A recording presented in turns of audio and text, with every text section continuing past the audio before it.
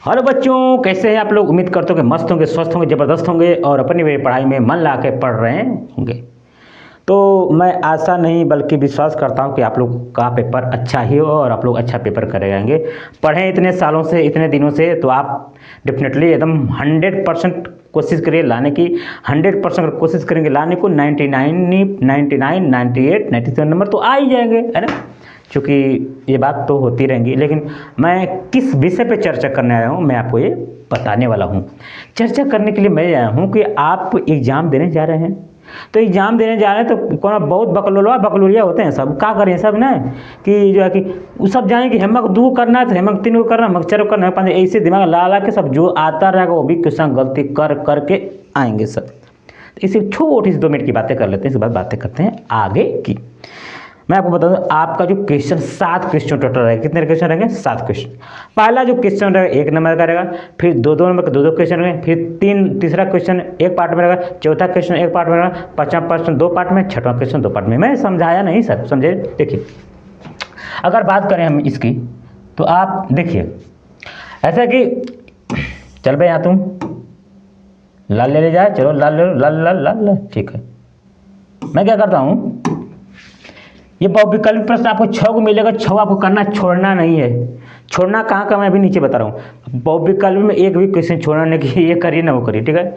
दूसरी बात है क अंग 2 नंबर के आएंगे सर। क्वेश्चन नंबर 2 4 क्वेश्चन रहेगा 2-2 नंबर के, आप उसको कर जाएंगे, उसको छोड़ना नहीं है। ये सर ठीक है। और फिर तीसरा क्वेश्चन भी 2-2 नंबर का रहेगा, 2 नंबर 8 नंबर, ये भी छोड़ना नहीं है, यहाँ पे छोड़ना नहीं है। चौथा में 4 क्वेश्चन, तीसरा में 4 क्वेश्चन, अब ये पांचवा में ये 4 क्वेश्चन। यहाँ तक आपको कुछ भी छोड़ना नहीं है। यानी कि ये जो है 2-2 नंबर करेंगे, 2-2 नंबर करेंगे, 3-3 नंबर का और 4-4 नंबर का, और तो है ये।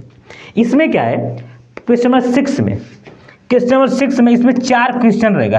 कितना क्वेश्चन रहेगा? 4। उसमें आपको 2 ही करना रहेगा। तो जैसे 6 का क रहेगा और 6 का ख रहेगा, तो क में जो है ना, क में 2 क्वेश्चन लिखा रहेगा। एक ये लिखा रहेगा अथवा करके दिया रहेगा, इधर भी क्वेश्चन लिखा रहेगा, इधर भी क्वेश्चन अथवा करके, किसमें?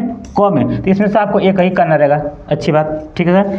फिर ख में भी ऐसे एक ये अथवा लिखा रहेगा, ऊपर भी क्वेश्चन रहेगा, नीचे भी क्वेश्चन, उसमें से कोई आपको एक करना रहेगा। बात समझ रहे हैं सर? तो जिस तरीके से छठवां, उसी तरीके से सातवां भी है।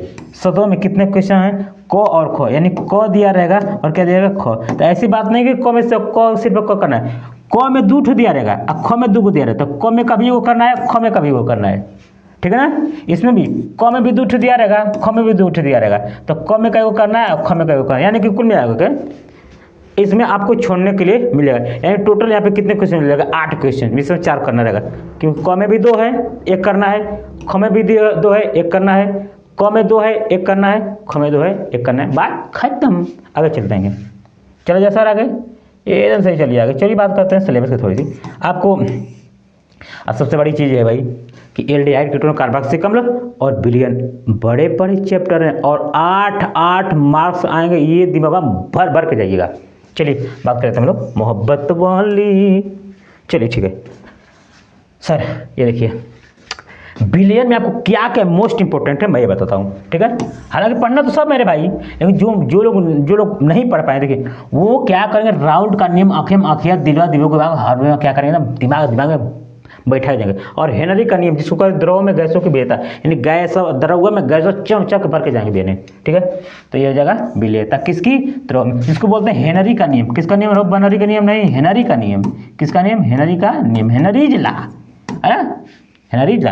ये हम अनुकरण पाते PKH × P, है ना, हेनरीज लॉ। ठीक सर। क्वथनांक, उन्नयन, कितना हिमांक कौन है, ये बहुत बड़ी चीज़ नहीं है। आप लोग छोटा एक लाख परिभाषा पढ़ लेंगे। और पराशर दाब भैया एकदम चाप को जाना, पढ़ लिख के एकदम जाना है। कौन? पराशर दाब तो पढ़ के ही जाना है, ठीक है। तो ये पराशर दाब हो गया। और देखिए एक चीज़ और है, यहाँ से एक सवाल आपका बनेगा ही बनेगा, ठीक है ना। एक यहाँ से एक सवाल बनेगा, क्या कि मोलरता, नर्मलता, मोल प्रभाव, ठीक है। इसमें से 4 में से वो आपसे पूछ देगा। और बाकी सब तो नॉर्मल से, ये कोई जरूरी कि पूछे, बहुत कम पूछता है, ये पूछता नहीं, बहुत कम चांस से पूछेगा। विलयन प्रकार पूछेगा आपसे, हैं, नहीं पूछेगा। तो इस चैप्टर में ये बात होगा। वैद्युत रसायन में देखिए सबसे बड़ी चीज़ क्या होती है, सबसे बड़ी चीज़ और सबसे इंपॉर्टेंट भी वो होती है ननर समीकरण। कौन समीकरण? ननर्स समीकरण।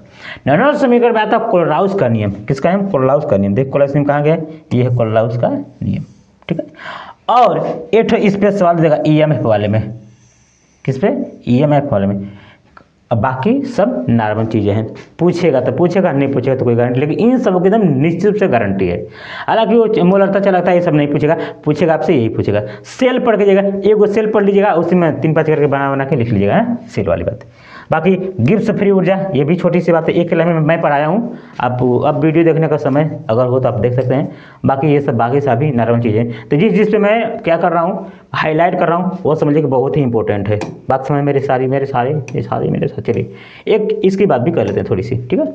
रासायनिक बलगतिकी में देखिए, रासायनिक बलगतिकी में सबसे बड़ी चीज़ क्या था? अगर आपसे पूछेगा तो आपसे आणविकता और कोटि में अंतर पूछेगा। कहा गया? आणविकता और कोटि में अंतर पूछेगा। ये इसमें ये अंतर पूछता है आणविकता और कोटि में। दूसरी बात, रेट पूछ सकता है, औसत रेट डेल्टा टी अपन डेल्टा टी, और इसमें डी अपन डी टी वाला, ठीक है। और इसमें एक और चीज़ पूछता है, बहुत सक्रिय ऊर्जा, ऐसी ऊर्जा जो अभिकारक को, ये से बताया था उसमें मैंने, है ना, ये है यहाँ तक, ये अभिकारक की यहाँ तक ऊर्जा है, इसको यहाँ तक पहुँचाने में जो ऊर्जा लगती है उसको बोलते हैं सक्रिय ऊर्जा। इसमें देहली ऊर्जा होती है, पूरी को हम बोलते हैं देहली ऊर्जा, ठीक है, वो जानते होंगे आप लोग। आर्यन समीकरण थोड़ा सा देख लेंगे, आपका काम हो जाएगा। छोटी सी आप बात कर लेते हैं, बस इसमें बस इतना ही काफ़ी है, बाकी कोई चीज़ अच्छी उतना पूछेगा नहीं। चलिए डी एंड एफ ब्लॉक के बारे में देख लेते हैं। डी एंड ब्लॉक को अभी मैं आपको बताऊंगा कि नेम रिएक्शन को कुछ अच्छी नेम रिएक्शन के बारे में बताएंगे कि कौन कौन नेम रिएक्शन आपको पढ़ के जाना है, ठीक है। चलिए देखिए, डी ब्लॉक के तत्वों में कुछ बहुत ज़्यादा नहीं पूछता है, वो पूछेगा आपसे ये जो क्या बोलते हैं, हाँ, आयनन एंथैल्पी। क्या? आयनन एंथैल्पी। और ये सभी के छोटे छोटे पार्ट हैं। आयनिक त्रिज्या, वर्ण, रंग कैसे होते हैं, उत्प्रेरक गुण क्यों होता है, चुंबकीय गुण क्यों होता है, अंतराकाशी जो क्यों होते हैं, मिश्र धातु क्या होता है। ये बहुत छोटी छोटी बातें आप पढ़ लीजिएगा, बाकी सब तो कोई दिक्कत वाली बात इसमें बस इतना ही है। ये बहुत हाईलाइट के चैप्टर में 6 नंबर का है, फिर भी आप पढ़ के जाएंगे तो बेहतर होगा, ठीक है। आप इस बात है, हाँ, इसमें एक चीज़ और है, देखिए जो ये लेंथेनाइड संकुचन कहाँ का भाई, लेंथेनाइड संकुचन, ये देखिए लेंथेनाइड संकुचन, ये बहुत पूछता है, ये बहुत पूछता है। जिस पे जो मैं हाईलाइट करता हूँ वो 100% पूछता है। पेपर देख के आएंगे ना, फिर हमसे बताइएगा, ठीक है। चलिए सर आगे चलें सर, चलिए सर आगे चल रहा है बस। कोऑर्डिनेशन कंपाउंड देख लेते हैं, क्या देख लेते हैं, कोऑर्डिनेशन कंपाउंड। तो कोऑर्डिनेशन कंपाउंड में मैं बता दूंगा आपको, चलो इधर, कोऑर्डिनेशन कंपाउंड में सबसे बड़ी चीज़ अगर आपसे पूछेगा तो बैलेंस बॉन्ड थ्योरी पूछेगा और सेफ्टी पूछेगा, ठीक है। और ये भैया तो इसको भूल के नहीं जाना है, बहनी बाबू चाचा चाची लोग, IPSC नाम हुआ तो एकदम दिमाग में दिला में रख के जाना है। और वर्नर का सिद्धांत भी भूल के नहीं जाना है, वर्नर का सिद्धांत, ये एक चीज़, दो चीज़, तीन चीज़ और चार चीज़। कभी कभी समय होता है पूछ सकते हैं, तो समय होता है पढ़ लेंगे, ठीक है। बाकी वैसी कोई चीज़ नहीं। आप ये सब जानते हैं, लिगेंड, परिचय, उपसंयोग संख्या, वर्ण संख्या, ये सब ऊपर वाले में था, है ना। आप लिगेंड के बारे में जानेंगे। ये देखिए, ये मेरा कोई मेटल है, इसके बीच में जितने भी सब लिगेंड होते हैं, ये इसको बोलते हैं मंडल बोलते हैं। इधर धनायन होता है, इधर ऋणायन होता है, ये निगेटिव चार्ज होता है, उसमें AT जोड़ देते हैं। तो पुरानी मोहब्बत वाली बात हो गई, सॉरी, चलिए ठीक सर, ठीक है।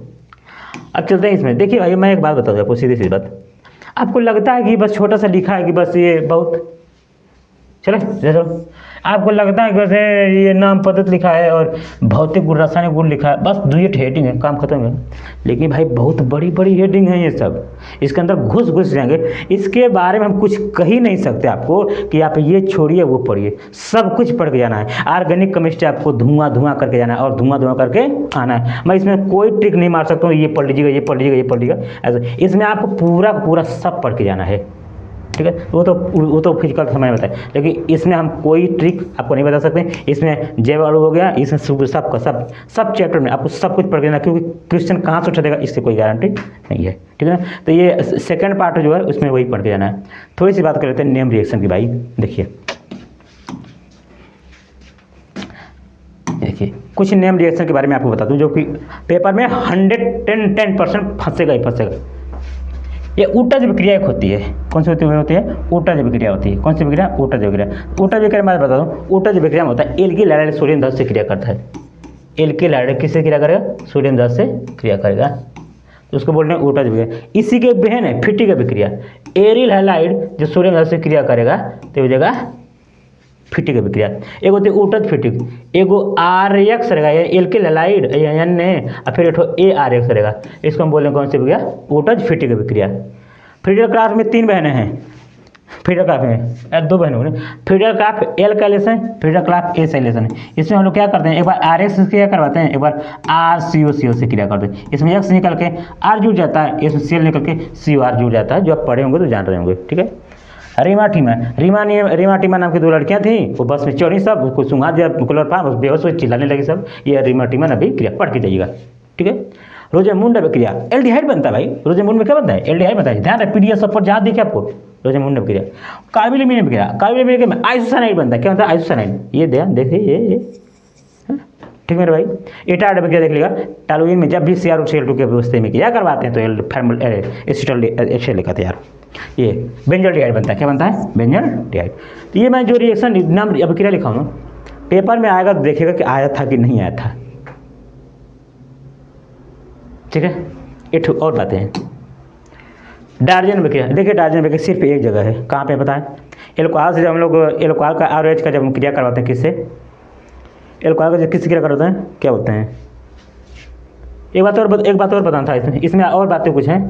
फ्रीडल क्राफ्ट के साथ साथ 3 ठो विक्रिया भी मैं बता रहा हूँ, देखिएगा ध्यान से। तो ये हम लोग उसमें ROS से जब हम SO2Cl2 से क्रिया करवाते हैं तो SO2 निकलता है और एल्किलाइड बनता है, वो एल्किलाइड की भी क्रिया है, वो वहीं पे थी, लेकिन ये बहुत बड़ा इंपॉर्टेंट नहीं है। हुंस रिकर में क्या होता है, कार्बोक्सिलिक अम्ल के लेवल का हम लोग क्रिया करवाते थे तो एल्किलाइड बनता था ना, CH3 COOAG प्लस X2 था, CCl4 था, तो क्या बनता था, ये CO2 गैस निकल जाती थी, CO2 गैस और यहाँ पे RS बन जाता था और यहाँ पे AgCl बनता था, जो भी AgBr जो भी बनना चाहिए था वो बनता था, ठीक है। HBGD हमको लड़कियाँ चिढ़ाती हैं सब, HBD का नाम लिखिए, लड़की है कहती है ये क्या होता है ना, इसमें देखो यहाँ से ये है ना, Cl2 जब किया होगा तो एगो H निकल के एगो Cl घुस जाएगा, फिर दूसरी बार में एक और H निकल के एक और हो जाएगा, तीसरे में एक और घुस के एक और निकल जाएगा, यानी कि प्रोडक्ट में मेरा CCl3 बन जाएगा और वही मेरा होती है क्या, HBZ विक्रिया। विलियम के लड़के थे सन, वो वाली रिएक्शन आपको याद ही होगी, बताए थे।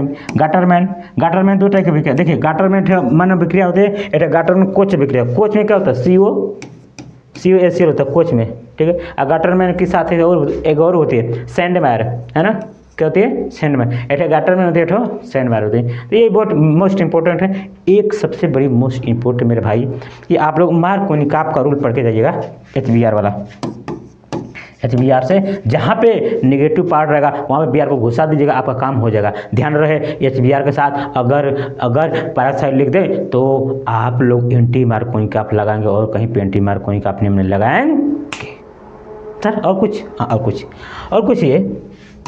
कुछ ये फ्रीडल क्राफ्ट में ना भाई मेरे एक कुछ बात ये होती है कि आप देखेंगे वो बतिया ना कि हाई जो फ्रीडल क्राफ्ट होती है इसके साथ कुछ विक्रियाएं होती हैं, जिसको है ना आप देखेंगे तो एक होता है हैलोजनीकरण, हैलोजनीकरण है ना, हैलोजनीकरण। फिर नाइट्रीकरण में NO2 लगाते हैं। सल्फोनीकरण में कहाँ पर लगाते हैं, SO3H लगाते हैं। बस इतना ही था, एक और कोई था ना, हाँ Friedel craft alkylation, Friedel craft. इस 4 में से अगर 1 से 2 नहीं पूछे तो फिर मेरा नाम नहीं, मेरा काम देखिएगा आप लोग। तो मैं चाहता हूँ कि आप लोग अब ये वीडियो बंद करें और अपने अपने काम पे फोकस करें। मैं चाहूँगा कि आप लोग बढ़िया से बढ़िया नंबर लिखें ताकि मुझे मिठाई खाने का सौभाग्य प्राप्त हो। इसके साथ जय हिंद, पढ़ाई को विराम देते हैं। जय हिंद, जय भारत। आप एग्जाम